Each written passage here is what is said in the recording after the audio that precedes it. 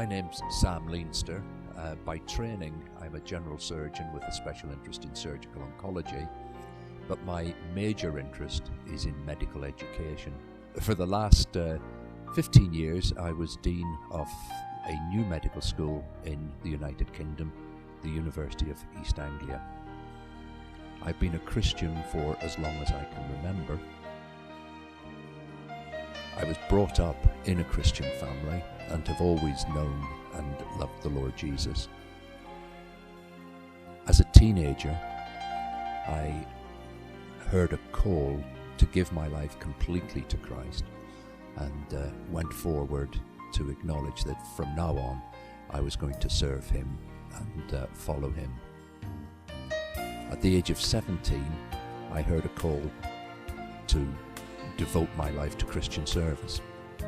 In my mind, that meant that I was going to be a full-time Christian worker, but God had other plans. As a very young child, I became interested in being a doctor through reading books about life as a medical missionary, and my whole education was planned towards the idea of becoming a doctor. When I was at medical school, I was given the opportunity to study for an extra degree in biochemistry, and although there was no clear message from God that that was the right thing to do, it did seem that if I'd been given the offer, I should do it. So I took time out from medicine and did a biochemistry degree. Having graduated in biochemistry, I went back to complete my medical degree, and at that time began to feel that I should join the Royal Air Force as a doctor. There were many reasons for this. I was interested in aviation medicine, so the Royal Air Force seemed like an obvious place. And my father, who was a missionary to the forces, was talking to me about the need for Christian officers in the forces. For 6 months I thought about this and prayed about this, and eventually decided that the only thing to do was to apply to the Royal Air Force, and then they would reject me and I could say that it wasn't God's will for me to do it. However, when I did apply, I went through the admissions process, and they sent me a letter which said, although they felt I wasn't medically fit to join the Air Force, they were going to offer me a place anyway. Coming up towards my medical finals, I decided I needed extra practice in surgery before I sat the exam, and did an elective period in a Royal Air Force hospital doing surgery. At the end of my attachment there, the surgeon, who as it turned out was a Christian, said to me, "Have you ever thought of doing surgery as a career?" I said no, it had never crossed my mind.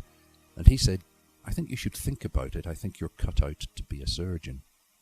So again, I went into a period of thinking and praying about whether surgery was right, and applied to the Air Force surgical branch for training as a surgeon. I was accepted into surgical training, and after a spell was asked by my superiors if I would be prepared to teach a course in surgery for the nurses and paramedics in the hospital. As soon as I started teaching, I discovered that that was what I really liked to do, and decided then that I should leave the Air Force and go into a university department of surgery. That was easier said than done. I applied for 8 jobs without being offered an interview for any of them. And I sat down with my wife and we prayed about things, and I said, obviously I'm applying at too high a level. I need to apply for a more junior post.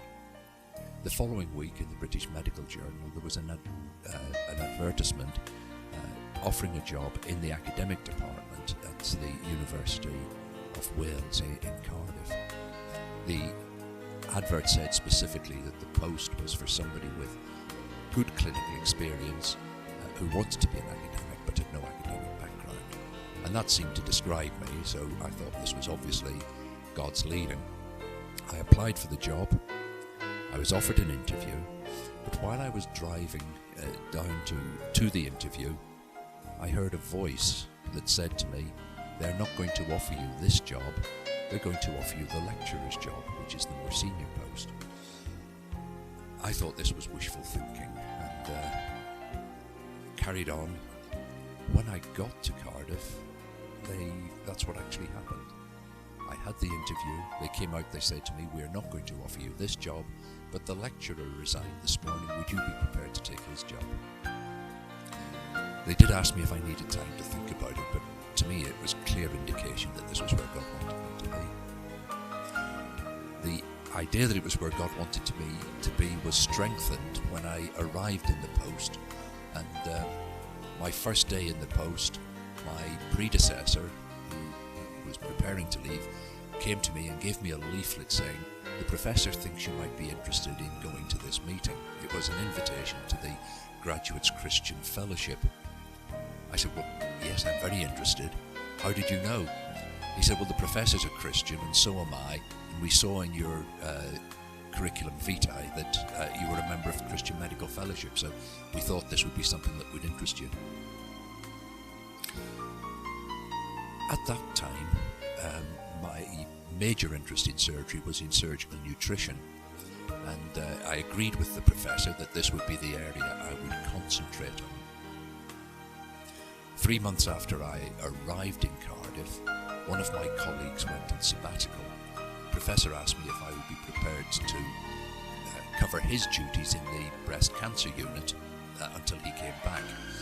When the professor says to you, would you, it actually means you will. So I ended up working on the breast cancer unit.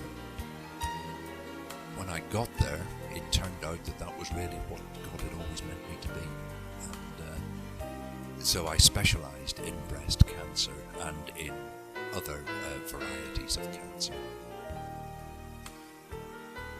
4 years later, the Department of Surgery at the University of Liverpool was looking for a senior lecturer at consultant surgeon grade, specialising in breast cancer. And so I applied for the job and was given the post.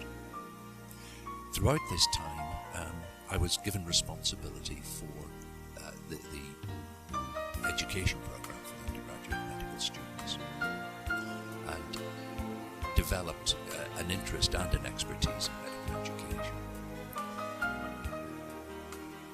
In Liverpool, I again ended up running the surgical part of the medical curriculum, and when Liverpool decided that it was time to renew and revise the curriculum, I was invited to join the committee, and in due course I was actually made chair of the committee. We, in 1996, introduced a completely new curriculum into Liverpool, a patient-centred, student-centred curriculum as opposed to the traditional curriculum. And I was invited to be Director of Medical Studies. I spent 10 years as Director of Medical Studies, and then the United Kingdom government, in its wisdom, decided it was going to create 2 new medical schools.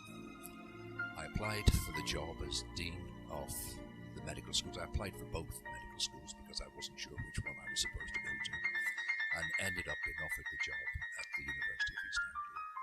This was a tremendous opportunity because I was able to start right from the beginning with no preconceptions as to what a medical course should be.